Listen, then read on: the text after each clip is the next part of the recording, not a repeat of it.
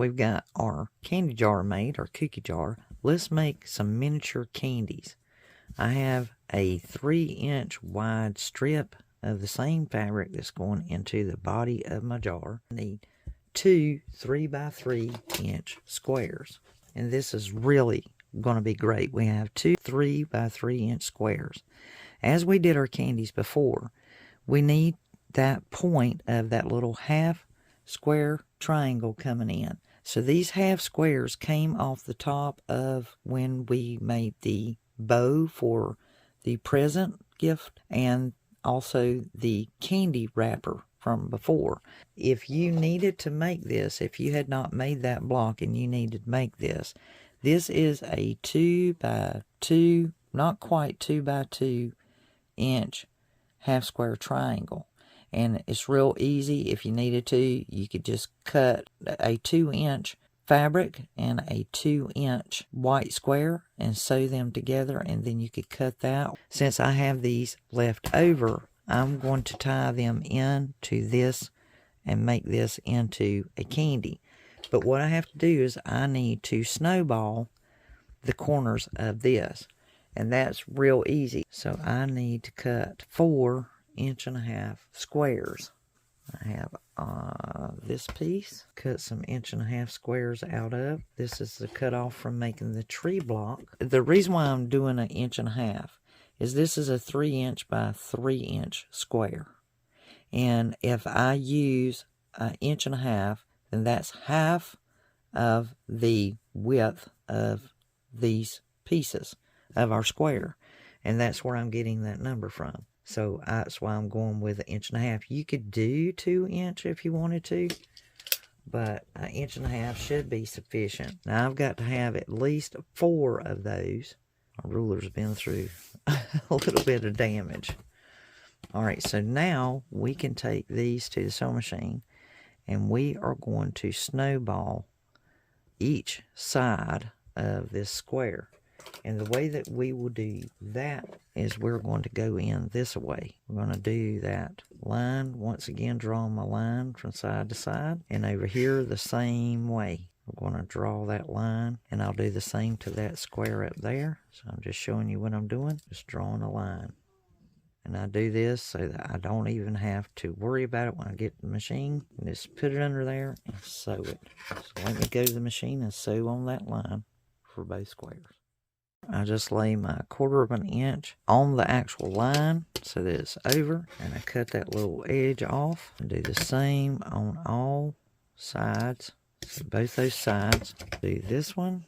Takes a moment to trim that. I'll go to the ironing board and press these open. Okay, so we have our little candies bodies made. We need that 1/2 inch seam allowance that we need to put sides on our block. So since this is 2 inches wide, once again, we need this to be 2 inches wide, but we need to allow our seam allowance. So we're going to cut a 2.5 inch by 3 inch long piece to be sewn to the sides. And we need to cut 4 of those. Background fabric, this is a 2.5 inch wide strip, and I need 4 pieces that are 3 inches long, and I've got 2 folded it here so I can cut 2 at a time from off of this strip. Those are our sides for our candy. So let's go to the sewing machine and we will sew 1 down that side and then the other on this side, and we'll repeat the same on this candy. Alright, so I have my sides sewn on and pressed back, and I did put the seams inward towards the body. And there will be extra on this when we square it up. For the time being, we've got our bodies and we've got our side pieces, our background pieces. Now the way this is going to work is we need our wrapper at the opposing ends. We know that our little wrappers are 2 inches wide and 2 inches tall. We need the difference in our length. So it's real easy to measure because we know we got to allow for the 1/2 inch, and if you just measure from one to the other. Now this one is 2 inches as well. This extra will be cut off. We're not concerned about that. So all you have to do is we know that's going to be attached in a corner, and we can measure over to the next one per se. And if you needed to make it easy on you, you could just pretend that that one was there. And what we are measuring is from this corner to that corner. Then we have to add on a 1/2 inch seam allowance. So at this point, that's 1, 2, 3, 4.5, plus another half would be 5. So we need a 5-inch piece that is 2 inches long attached. So we need 4 background strips to match our little wrappers. Now we need to go and attach a candy box to each one of these. Now remember, it might be a little bit extra wide depending on how your half square triangles came out, and that's simply okay. We're just matching it up to the fabrics that we have, because this is how this is going to play out. This will be up here, so we need to attach those two, and this one will be pointing in here, so we need to attach these two. And then on this one, we have the same thing going on. We have a strip and then our candy wrapper. And you can turn these either way. This is the way I have mine going. And here's the other strip. Once again, we'll go to the sewing machine. We're going to sew this little square or rectangle. I have those sewn on, and we'll take them to the ironing board and press them open. Okay, so now we have our piece attached, and now we need to sew these to our candy. And remember, you want to make sure that that point and this point line up together. Since we pressed this one inward and we pressed this one outward, those seams will nest up perfectly. And this will take the math and the worry out. See how those seams are just nesting together? You got this one going this way, and you got this one going this way. And if you just kind of lay it in there and rub it a little bit, they will nest up perfectly, and you'll have no slippage. We want those to come together because that's what makes that wrapper to that candy look perfect. And we'll sew that down to this side, and we'll do this one the same way. So our candies are looking absolutely adorable, and we need to square them up.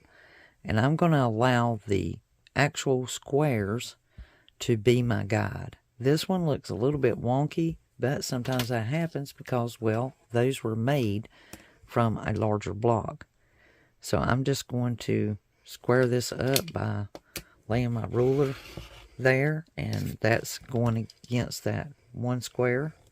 And then this side over here I can compensate for later, but I'm going to pretend that that square made it all the way over here and take that difference off.